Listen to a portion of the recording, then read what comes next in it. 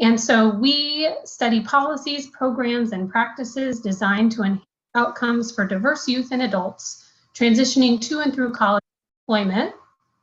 And so central to a lot of our work, equity, and you can just see these 4 areas that we use to describe the work that we do. So public engagement, equity-driven change, transformative leadership, and comprehensive P20 educational pathways.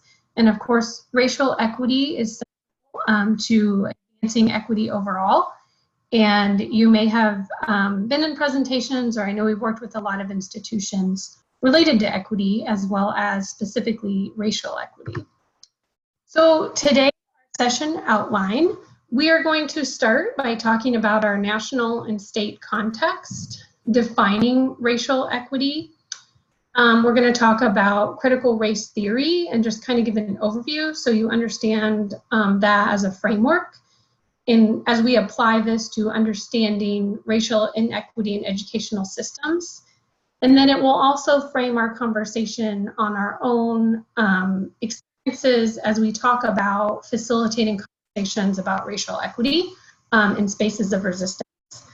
And then we're also going to have some different things for you to think about. And again, you can use the Whova chat box as we want to interact as we're able to, in terms of having you reflect on your own experiences individually, and then if you'd like to share in the chat as well.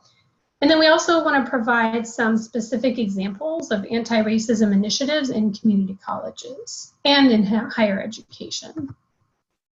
So as we start talking about our national context right now, we can see these very recent headlines. So white supremacy, being identified as the most lethal threat to the United States, according to the Department of Homeland Security. And then at the same time, we have our national leadership and presidential administration directing agencies to end trainings on white privilege and critical race theory. And also, the Black Lives Matter movement and calls for racial justice in the midst of the multiple and ongoing murders of unarmed Black individuals in particular. And of course, we know right now that for Breonna Taylor, that there is a lack of accountability for those responsible for murder. So thinking about our national context as it relates to systemic racism and white supremacy, and understanding where we are. And then moving into the Illinois context. So we know, again, about our history in the state of Illinois, and we're not exempt from a history of white supremacy and racism. And so some recent headlines, again, related to sundown towns. And I want to draw attention to the work of James Lowin, who actually is from the state of Illinois and has done a lot of research on sundown towns and ended up identifying over 500 of them in the state of Illinois alone. And so we can see, again, the history of racism and exclusionary practices, and also that, in particular, Anna, Illinois made national headlines when a Black Lives Matter protest occurred there and was met both with support as well as blatant racist resistance. And so all of these things are happening, again, we look at our national context, we look at our state, and that all of our community colleges are, within districts in this racialized context. And so wanting to think about, again, national and state context and the relevancy of this conversation, and the importance of this work. And so at this point, we'll turn it over to Jason, who's going to start by talking about racial equity and give us some information as we frame our conversation.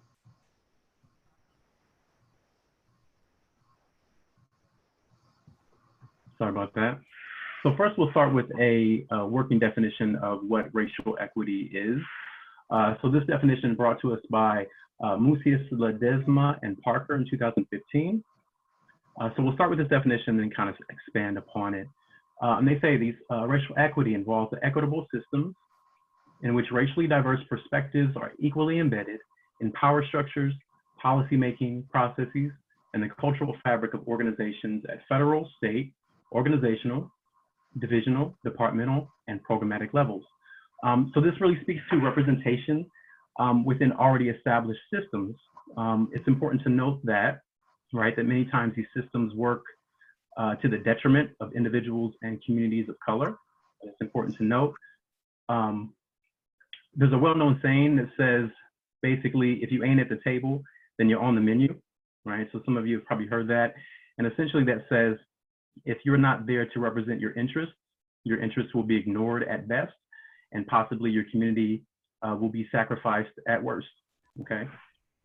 So in terms of expanding on the definition, we must also really call out and name white supremacy as the historical cultural fabric that the scholars talk about within organizations.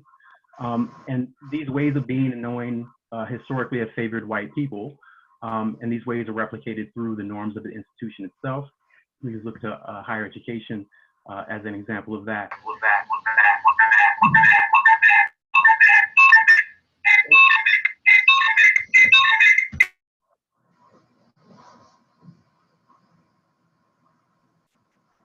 Okay, are we good with the feedback now? Okay, sorry about that. In terms of racially diverse perspectives, it's important to note that no racial group is homogeneous. Like all racial groups, individuals are heterogeneous across values, political attitudes, etc. What we really need is diverse ways of thinking that center racial equity. And also from this definition, we can impart that racial equity is intimately tied to patriarchy, heteronormativity, xenophobia, and late stage capitalism as oppressive forms, okay, or forces. So in order to build a racially equitable system, we must first take into account their socio-historical origins. And that's really where critical race theory comes in. We can go to the next slide. So we have a tree kind of here laying out what CRT or critical race theory is and what it involves, okay, very basically. We're using CRT as a conceptual framework to better understand the inherent race experiences of facilitators, community college faculty, administrators, staff, etc., who participate in the professional development we do across the state of Illinois, okay? CRT came out of critical legal studies, a movement in the 1980s. Notable scholars included Dr. Kimberly Crenshaw, Dr. Derek Bell, Dr. Cheryl Harris, okay? So in terms of CRT, these legal scholars of color challenged the rolling back of civil rights gains in the 1960s. So essentially, it's an analytic strategy used to unmask structural racism within the law, but it's been used across various academic disciplines, such as higher education. There's a quote by Dr. Lori Patton Davis. She states, U.S. higher education institutions serve as venues through which formal knowledge production rooted in racism and white supremacy is generated.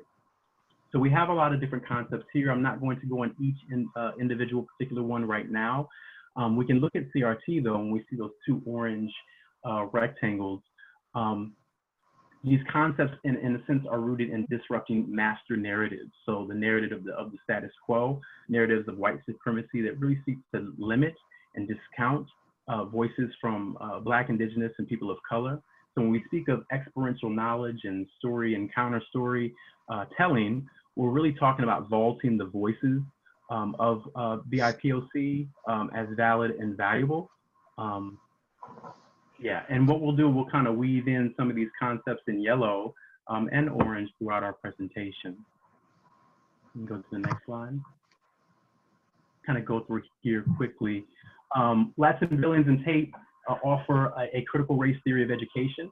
And they were focused, a lot of times CRT has been applied to P12 environments. That's also gaining more traction in higher education. So the first proposition is race continues to be a significant factor in determining inequality in the United States. So we accept that. We recognize that gender and social class cannot account for the differing life chances across various social groups, that race is a salient factor when understanding access to resources and spaces, which is a resource, healthcare, etc. The second proposition, U.S. society is based on property rights. So we look historically for this understanding and essentially that the purpose of government has been to define and protect property rights and property owners, okay? We also look at property ownership. That has been the central feature of allocating power within America, okay? And the third proposition kind of puts these ideas together, saying the intersection of race and property creates an analytic tool through which we can understand social and consequently school inequity, okay? We can look to Dr. Shell Harris in 1993, and she spoke to the idea of whiteness as property. I can't do it complete justice, really, in this time, but really she was speaking to the fact that race is interconnected with property rights through time, and this is all defined by law, right? So law defined who could own property, who is considered property, right? And who had the rights to property use. We look at one of the property rights of whiteness in terms would be the right to use and enjoyment, right? So we look at segregated schools and colleges as an example of that. And just in closing, really for this piece, is that whiteness has historically been a form of property itself through legal definition of who was white and who was not considered white. And that was passed on intergenerationally, similar to tangible property. So we'll expand on these as we go forward.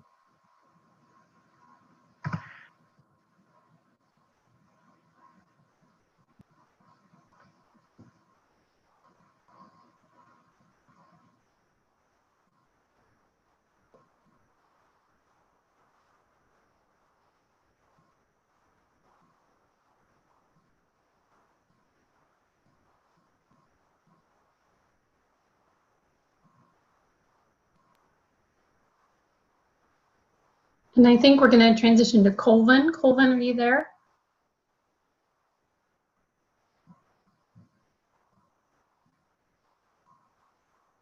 Yeah, okay, I'm better now. It seemed like the host needed to unmute me. I couldn't unmute myself. I'm sorry about that. All right, so as we are in this space today and thinking about racial equity, your shared goals in advancing this concept, specifically within the context of higher education, we wanted to provide you with another framework to help situate our lived experiences and provide you with a glimpse of our realities when working with community colleges across the state of Illinois. In 2003, Dr. William A. Smith coined racial battle fatigue. Racial battle fatigue is an interdisciplinary theoretical framework that considers the increased levels of psychosocial stressors and subsequent psychological, physiological, and behavioral responses of fighting racial microaggressions in environments that are mundane, extreme, and causes an exorbitant amount of stress for racially minoritized people.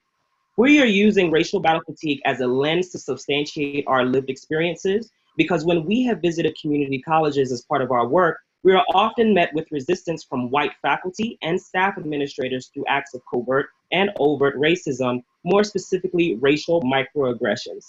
These microaggressions yield physiological stress responses such as headaches, insomnia, and pounding heart, many of which are noted in this chart. Some of us have even navigated emotional and psychological stressors, including but not limited to frustration, anxiety, and disbelief that so many of the stakeholders that publicly commit to advancing racial equity are in turn pushing back and unwilling to address the systemic and structural barriers at their institution negatively affecting racially minoritized students, faculty, and staff. For this next segment of our presentation, we are going to discuss our experiences as OCCRL staff when working closely with Illinois community colleges. We want to emphasize the importance of our own social identities and how we have experienced instances of racial battle fatigue and during our visits. We want to walk you through a little bit about the pre-visit, specifically when we are developing the content and other materials for professional development trainings. The type of decisions that we must make internally in order to prioritize our own physical and emotional wellness. Then once we arrive at the institution, which is the visit section, we will discuss the experiences that we have had. We go into these institutions thinking that it will go in a particular way and everyone will be open and ready to discuss institutional and policy change. But when we arrive, we are often met with spaces of resistance, where there is a lack of accountability. Staff and faculty consciously uses racial microaggressions, micro insults, and micro invalidations, misusing critical terms and going back to their campuses, utilizing the same practices that widen racial equity gaps. Then are curious as to why the retention and completion rates for students of color are disproportionate to white students. Now, of course, our role as OCCRL staff is to provide professional development training. So you are probably thinking, well, it's obvious that these institutions need more education about how to advance racial equity. However, this is extremely difficult to do, particularly when we ask direct questions about how the institution is working to address racism, specifically against Black students, and there is silence, which could be because there is truly no answer, or there are institutional politics at play, and speaking up against injustice and racial inequity would not only attempt to dismantle white supremacist structures, but force staff members to take an introspective look at themselves and their complicity in upholding their racist structures, which can be extremely uncomfortable and not beneficial to their economic agenda. Then, when we leave the institution, we are still carrying the burden of having to cope with stress responses from racial battle fatigue. Even though this is our job, these experiences trickle into our personal lives because as a Black man, my racial identity does not allow immunity to institutionalized racism and racial microaggressions. As I leave the institution after a long day of facilitating professional development training, I am forced to find ways to pick myself back up, both physically and mentally, and continue on to another institution that may also be resistant to advancing racial equity and developing an anti-racist agenda.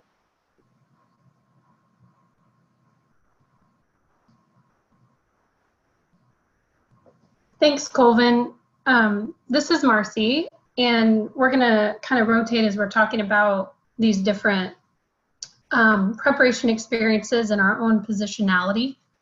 And so as I do these trainings, I enter them as a white woman.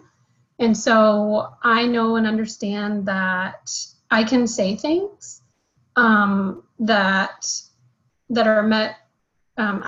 I know that my own racial identity impacts the way that the message is received, because as a white person, I can say things and be perceived as a brave, white woman, versus, my colleagues of color can say the same thing and get resistance and even responses such as, how dare you suggest that we have an issue with race? And so these are things that happen regularly in terms of, again, for me as a white person, the message is received differently by white people than it is from my colleagues of color. And so for me, I understand that when I'm entering these conversations, and that I have racial privilege in those spaces in how I can address these topics and engage participants. And the other thing, when we are preparing for the audience's level of readiness, is that, for those institutions where we're coming on campus and we're working with them, we have a point of contact. And so we have really, we try to have really honest conversations with whoever it is that's in charge of the event that day or the meeting, to understand what the level of readiness is. And of course, we know that our institutions are struggling to have these conversations. And even as we are trying to understand the level of readiness, we specifically, get feedback on things that maybe we should not talk about. So as we're asking questions, again, it just reinforces the importance of having these trainings. And that for those of you, that are, bringing people on your campus to talk about this, to really be honest and upfront about what the level of readiness is, and also, be mindful of helping and supporting the people that are coming in to present. And understanding your own positionality is really important. And so I will transition over to Jason when it comes to talking about these pre-visit considerations. Definitely. Thank you, Marcy. So in terms of positionality, we think of race and gender and those intersections. I'm coming in as a biracial Black man, right? So there is a level of privilege involved in that as well, due to colorism, phenotype, et cetera. So as I come in, I can't nail it down exactly what people are thinking, but given my own life course, right, some people don't necessarily know what to think in terms of how to categorize me racially. They know that I'm not white, that I am a man of color. So there's a set of, while being a man, I'm coming in and I have, it's kind of a dominant status, right? As a man, I'm going to come in and they're going to, for the most part, listen to me more. They're going to take my words as more serious and coming from a space of expertise, possibly. But already, at the same time, as a man of color and as a biracial Black man, there's also things that, as I say them, there's going to be an air of, caution. Like, as people of color, generally speaking, when we talk about our race experiences and our lived experiences with white racism, many times, like I was saying before, they're discounted. They're seen as subjective, right? They're seen as subjective, while whiteness and ways of viewing the world through a white lens are normally seen as objective truth, right? That can be measured in a way, right? They're more fact-based. So we come in with these different positionalities, and it affects on how we interact with participants. In terms of preparing for the audience level of readiness, we don't necessarily know what we're going into, but we kind of have a good feeling, right? Like Marcy was saying, colleges know that faculty, staff, et cetera, are trying to have these hard conversations and trying to change their structure, right? And to infuse racial equity. So we already know that there's going to be some pushback, and we expect that, and it's kind of, at times, it's a good feeling to know that you can imbue some kind of knowledge, right, in terms of race with participants. At the same time, we also can expect some color evasiveness, right? Before, one of the concepts of CRT is that critique of liberalism and colorblindness. We talk about color evasiveness, right? We know that many times what we say, we're going to get met with, well, why is it always going to be about race, right? We treat all of our students and our colleagues the same. We don't see race. And that particular statement right there is problematic, if you can already tell. It's very problematic because race does matter. So I'll stop there. We could kind of go on and on. We can go to the next slide.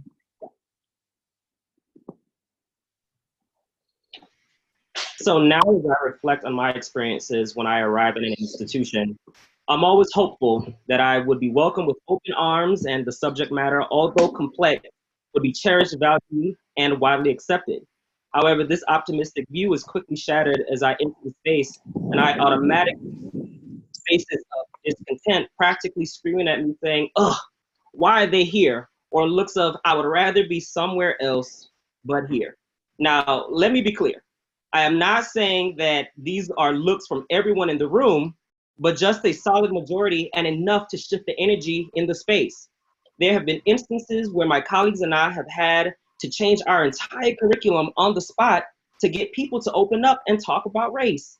I can remember one time in particular when we visited one institution, and as our guest speaker finished talking about institutionalized racism and how it affected people of color, specifically Black students, we opened up for dialogue because we wanted to hear faculty and staff's thoughts and ways that they could address the structural and systemic issues on their campuses and provide recommendations.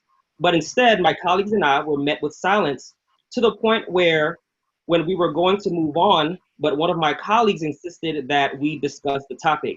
Therefore, we changed the curriculum and organized everyone into small groups where OCCRL staff led conversations. In the specific group that I led, I got this sense of fear from members of the group. It was as though some staff wanted to discuss the matter at hand, but were fearful that if they spoke up, there would be political and social consequences. I recognize these looks and I feel this exact energy at multiple community colleges. And it makes me think about critical race theory, where cultures and environments of white dominance has been maintained over time. And as much as my colleagues and I work to dismantle these systems of oppression and attempt to cultivate spaces of liberatory practice, the permanence of racism is so ingrained into their institutions that some staff, irrespective of race, reinforce racism when they refuse to discontinue the use of color evasiveness or race neutrality in educational policy and practice. As Jason has alluded to, color evasiveness is a form of racism and allows racial issues to go unacknowledged. When race is unacknowledged, this further exacerbates the issues on campus when attempting to close racial equity gaps. If faculty and staff administrators are not using an equitable lens grounded in anti-racist approaches, they will make ill-advised decisions and not produce the outcomes needed for racial equity.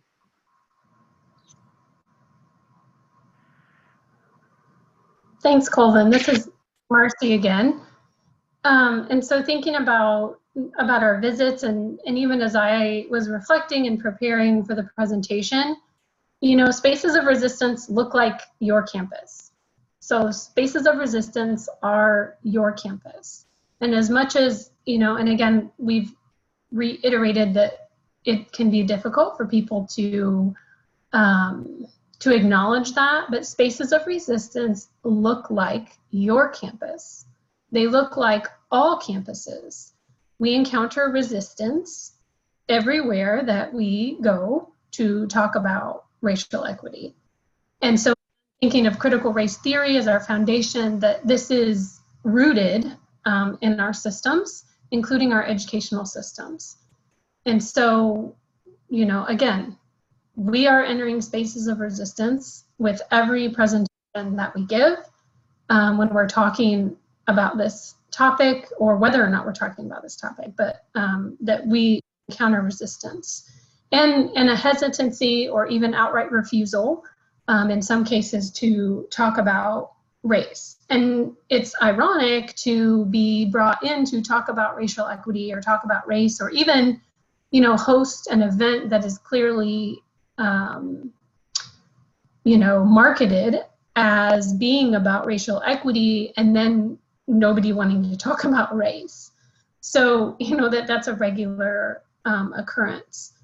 And even for perceptions of professionalism, again, you know, when I'm coming into the space as a white woman, this assumption of, you know, professionalism is you know, is for me, again, as a white woman, that it is assumed in terms of how we think about people, you know, perceiving us, and also that when we do visit, we want to our goal is always to help people, you know, act. And so we want to go from, you know, people not really knowing what to do to advance racial equity in their institution, to have some actionable steps. But as Colvin said, sometimes we have to consider what we had planned to do based on the resistance that may be happening, but we are always hopeful that we can get to a point of identifying these action steps.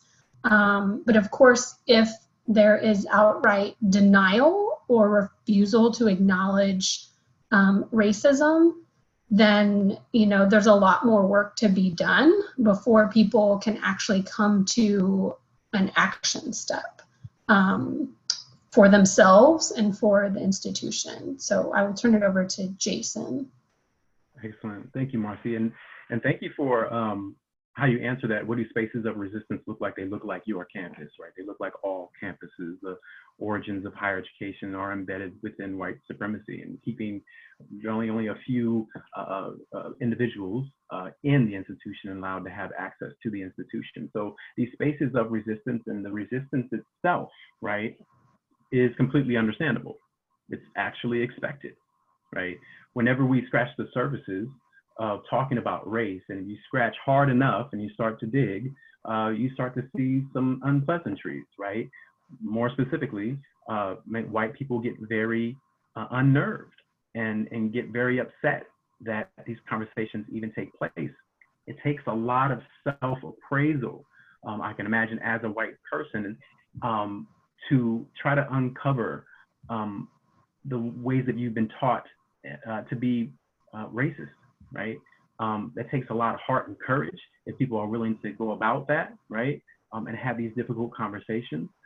Maintaining composure, I'll just touch on that piece.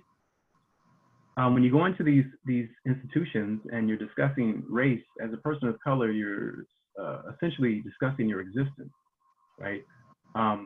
So when you get blowback, right? People saying, probably basically invalidating what your experiences have been and invalidating the experiences of their students of color. It takes a special skill, right, to maintain a sense of professionalism, right? And kind of feeding into that, professionalism looks like, in a way, sometimes it can be defined as that you don't have any skin in the game, that you be remaining very objective, which is a privileged position to be in, especially conversations of race. So maintaining composure involves that racial battle fatigue, those symptoms, right? Those heart palpitations, it's real. But you still have to push forward because you know, as I can just say for myself, I know, and we all know, that these conversations are absolutely necessary. They're absolutely necessary. We're talking about racial equity and outcomes for our students and their families, that these discussions are absolutely necessary.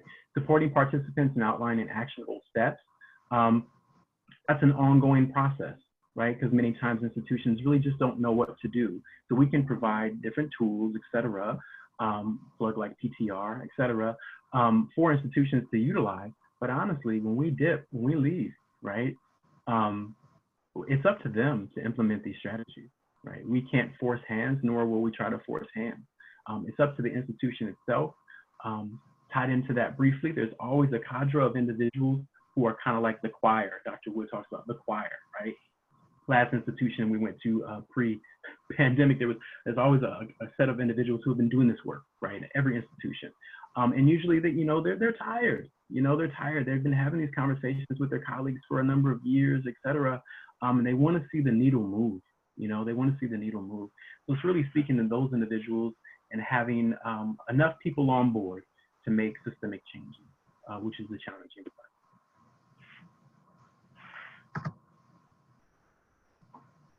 So as OCCRL staff members, when we end presentations, we often come together to reflect and cope with the trauma that we had just experienced in those spaces of resistance, particularly racialized trauma.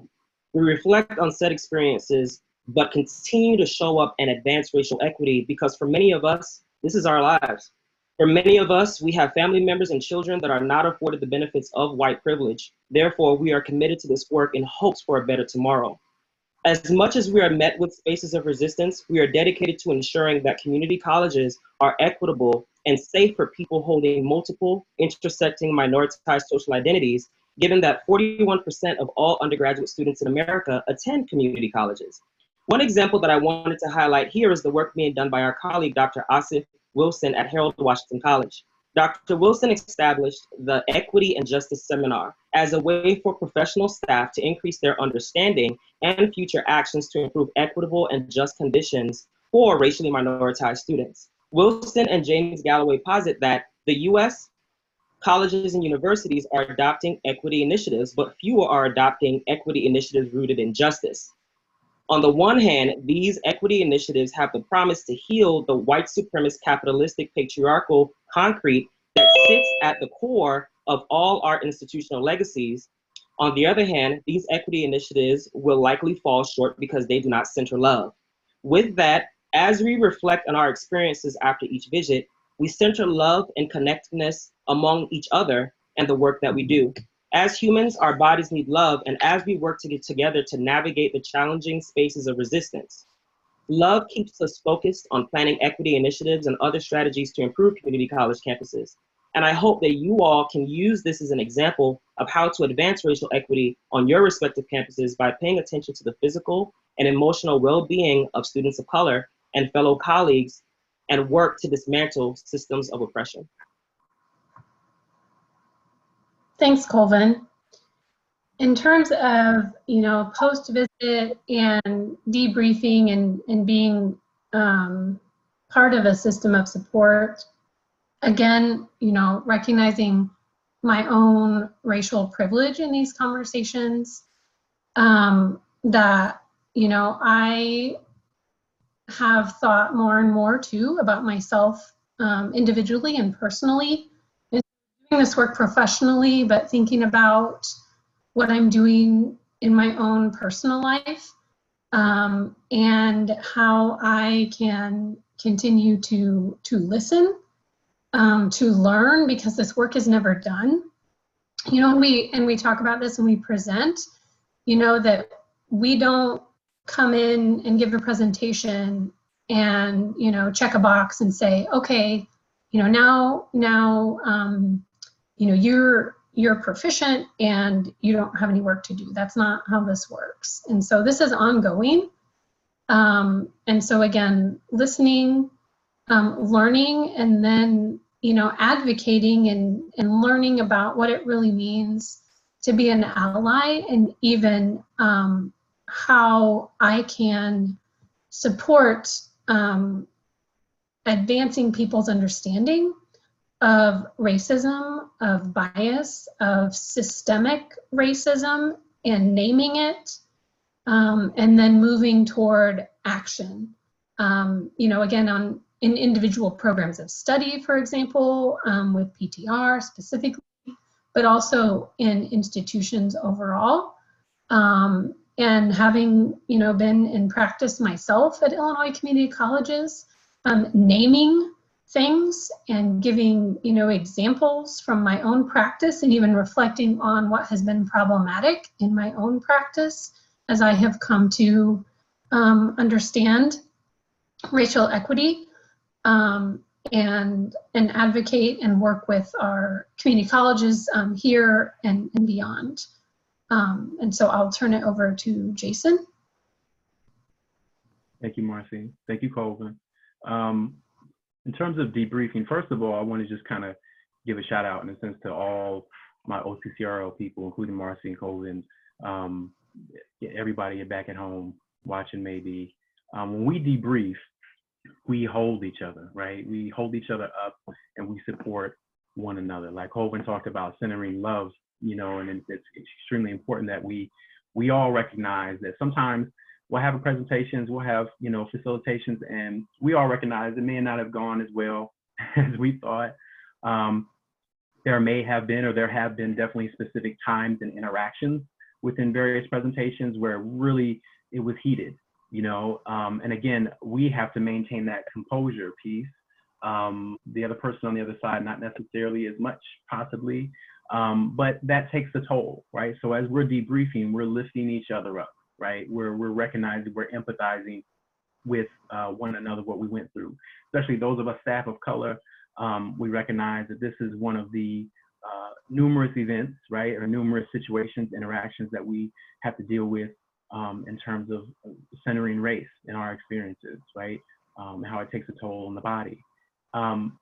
Self-care, that's on an individual basis. Honestly, some of that is the community that we created within OCCRL, but also when we leave those spaces, we have to do what we need to do in our own personal lives to practice self-care. Me, I'm terrible at it. I'm trying to work on it.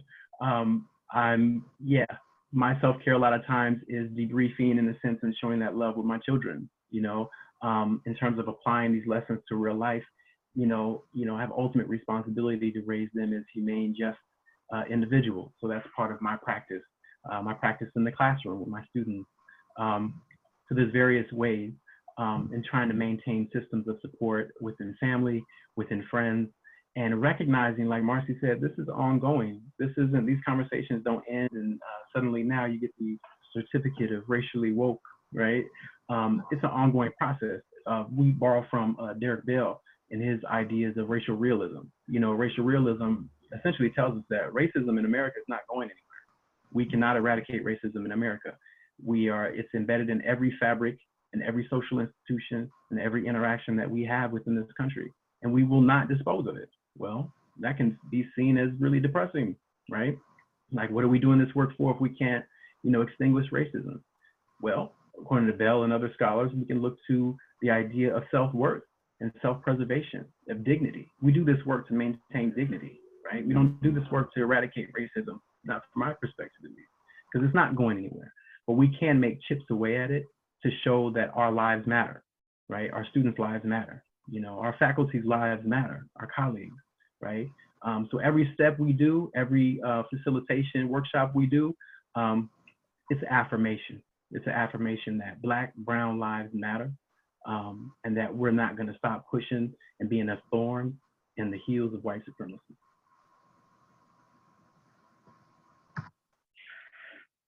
So as we move forward, here are a few things to consider when advancing racial equity and creating community college environments that are anti-racist. We developed several questions that we want you to reflect on when working with students and colleagues on your campuses. I will not go over each one for the interest of time, but I do want to highlight a couple, as this PowerPoint will be shared with attendees after the presentation.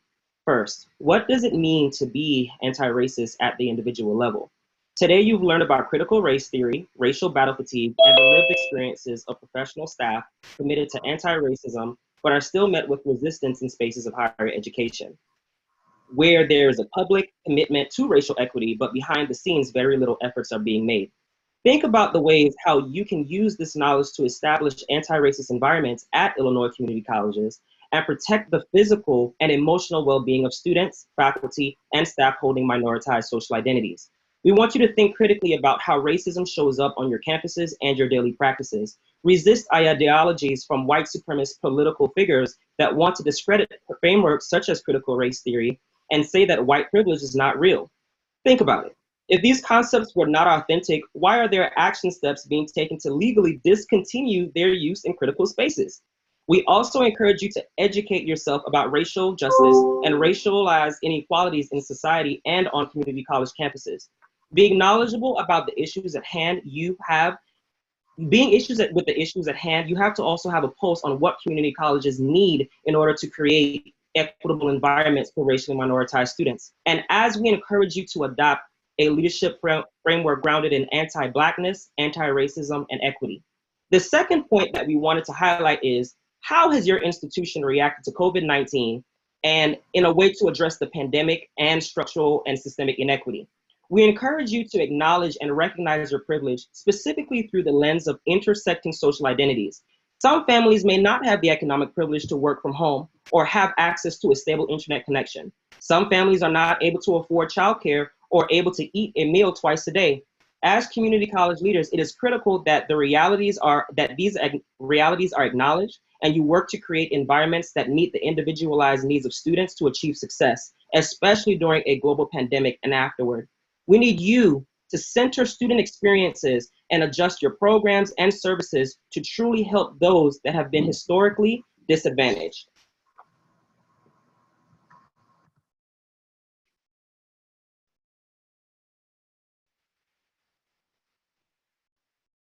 Is there a way to open up chat a little bit to see if anyone has any questions? Or I notice we're at 12:16 right now. The chat is open in the Whova app, so we encourage everyone to open in the Whova app. What I can do is you are now able to unmute yourself. So if you do have a question and you feel comfortable and confident in your microphone, you can unmute and ask Jason, Colvin, or Marcy any question you would like.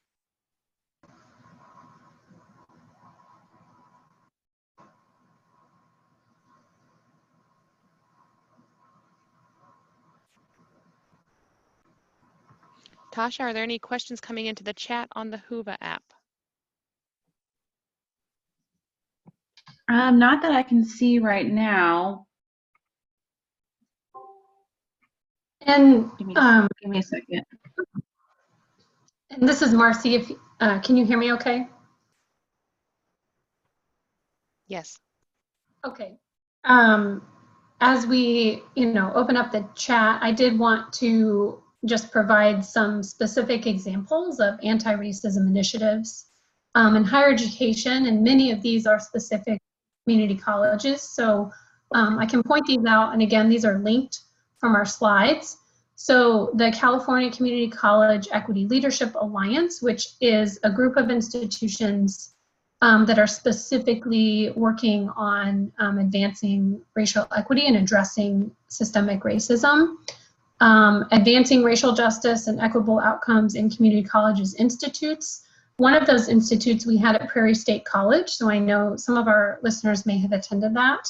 But if you did not, or even if you did and you'd like to share the keynote presentations and breakout sessions, those are available online for anyone to view. And then we want to highlight the work that's going on at Illinois Central College. They received funding from the Lumina Foundation, and they are doing specific work with Peoria Public Schools related to advancing opportunity and success for African American students. And so they held a Peoria Summit on racial justice and equity. And I know we mentioned this previously, but Harold Washington College, one of their Pathways to Results projects related to the Equity and Justice Leadership Academy. And so we have resources that include a presentation from Dr. Asif Wilson, who actually did a presentation on this project and also on disrupting deficit frameworks.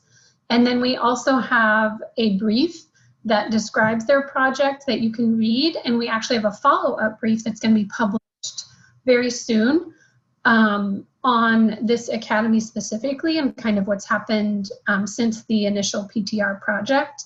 And then we also want to highlight the Chancellor's 21-day anti-racism challenge at UC San Diego as an example of something actionable that you can do as a higher education institution to advance racial equity and people's understanding of racial equity and how they can change their own practice. So I just want to highlight those as we had some time. And then I don't know, Natasha, if there's anything from the chat. Hi, Marcy, thank you. I'm still not seeing anything coming into the chat other than technical difficulties. But I'll keep you updated if I do, okay? Have to refresh. I have to keep refreshing it and it kicks me out every time. So. Hi, can you guys hear me? Yes. Yeah. I just wanted, this is Tracy Gia. I am the transition specialist in Malcolm X College, one of the city colleges of Chicago. And I just wanted to say that everything that was discussed in this webinar is being like so helpful. And I think it is on a lot of points that our students face today. And I think one of the barriers that we see a lot is for our instructors to really understand that this is what is plaguing our students. I feel like when you live in such a diverse area, people think that racism isn't there maybe, but it's there on all the levels that we talked about today. So I just wanted to thank you all for presenting on this today, as well as asking how, if you guys had any experience in how you all maybe trained instructors or faculty members to be more aware of this. Excellent. I would chime in real quick. As you can imagine, it's kind of hard, and as faculty, a lot of egos get involved, not just faculty, but everyone, right? I think everyone's hearts necessarily are in the right place. They want to help students get to the next level, right? But really having those honest dialogues, especially, my conversations with white faculty, admin, et cetera, is saying if you're not really thinking about your positionality as white in the college space or in the classroom, then you're doing a disservice to all of our students of color. And if you're getting offended by even discussing race, you're going to have to reevaluate, what you're doing and how you're doing it, down to what's in your curriculum. Who do you speak about? Who do you not speak about? How are people framed? Are we using deficit or strength-based lens? It's always a challenge, and I'm more, I hate to say incrementalist because I don't like that. But in looking at the trajectory of law and policy change, et cetera, it takes baby steps, unfortunately, right? And it's painful. Those baby steps are painful. And a lot of times we're sacrificing our well-being as we wait, right? But those are the hard conversations that have to be had. When someone totally cuts off and says they don't want to grow, I think you have to grow despite them, right? You grow the institution despite them. And that's easier said than done, but necessary.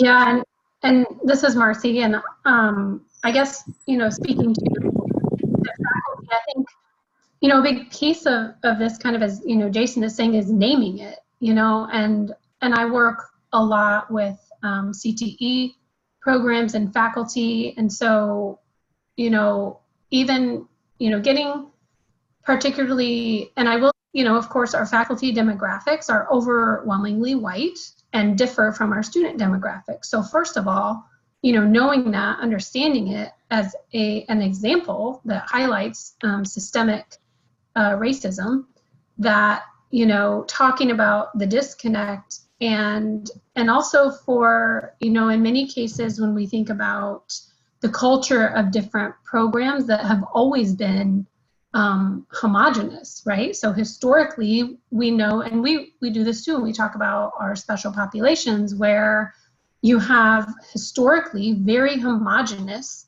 programs of study, and that those people that are part of that homogenous group being, that these things being invisible to them, and they're invisible, because the system isn't meant to draw attention to them. And so it could be the first time that a faculty member's actually thought about their positionality or their bias. And so I guess, a big piece of making progress is that we name it and we talk about race, which, as we talked about, people often resist and don't want to do.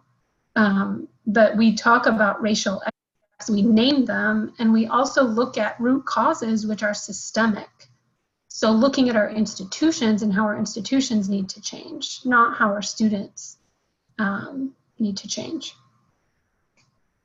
Hey, Marcy, we do have a question from Lisa. She says, what strategies have you found to be the most successful in engaging the resistors or the deniers? Ooh. Can I chime in? I kind of piggyback off what I've done in the classroom. I've been teaching Parkland College for the past 10 years. It's really kind of leaning in. And here we go with the composure piece again. You kind of, you're feeling your heartbeat. For myself, I'm feeling it. But you're looking at people in the eye and trying to meet them where they are. Sometimes that can be done. I've had instances where, I just kind of had to say, this is all for naught, especially if a student in particular. I've had this with the workshops we've done with adult professionals, but with students in the classroom, I've had students use racial slurs before, and that's when it's a wrap, right? But generally speaking, when we're doing these workshops, it's just leaning in, making that eye contact, trying to make that connection. I always position pre-COVID, I always position myself close, to the participants, right? Taking a relaxed state, letting them know that, I'm not here to throw you under the bus, but I am here to hold you accountable, right? I'm here to hold you accountable, but I want to listen to where you're coming from, right? I want to listen to where you're coming from and how do you reach these conclusions, right? And then we can work with that.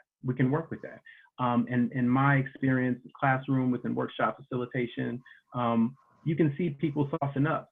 You can see the nonverbal cues, right? Of the, oh, I didn't think about that before, or the, people are leaning in.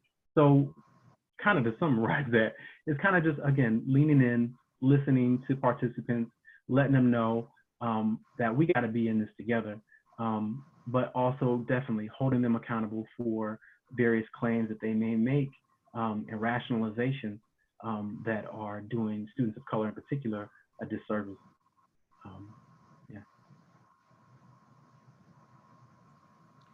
Yeah, I think, oh, sorry. I was just saying, I think that accountability piece is really important too, as we leave an institution, and even for people that are organizing the events that we're at, how do you hold people accountable, for what happens in those spaces?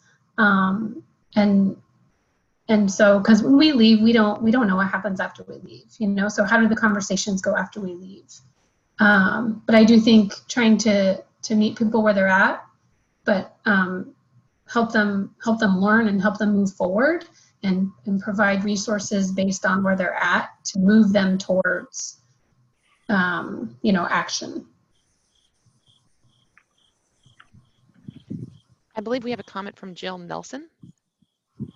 Hi, I was just wondering if you have ever done a conference or a sitting in prison.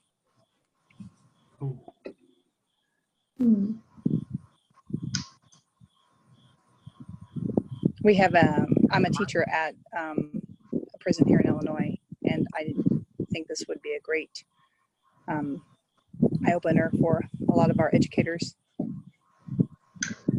That would be I don't have any experience with that. Sorry, Jason, go ahead. I'm sorry. I think that would be amazing to do. I've never thought about that. I'd love to pass that by Dr. Zamani Gallagher and see where she stands on that. But without a doubt, in terms of a space to build individuals up within the classroom in preparation for them to, you know, make their gains as they re-enter society, that would be, you know, amazing. And the educators within the prison serve a crucial role, right, in maintaining oppressive structures already within an oppressive physical environment. That would be amazing. That would be great if that's something that can come to fruition. I think we would, our students and our staff would all benefit greatly from something like this. Thank you. That would be great. Yeah, thank you. Looks like we are at the almost 2:30 time. If there are any additional questions, I encourage you to use the app to get in contact with Jason and Marcy and Colvin. They are a great resource and they will be beneficial to your conversation. At this time, we're going to have a lunch break. So all of you have some time to have lunch and then join us back on the app at 1:15. Thank you, everybody.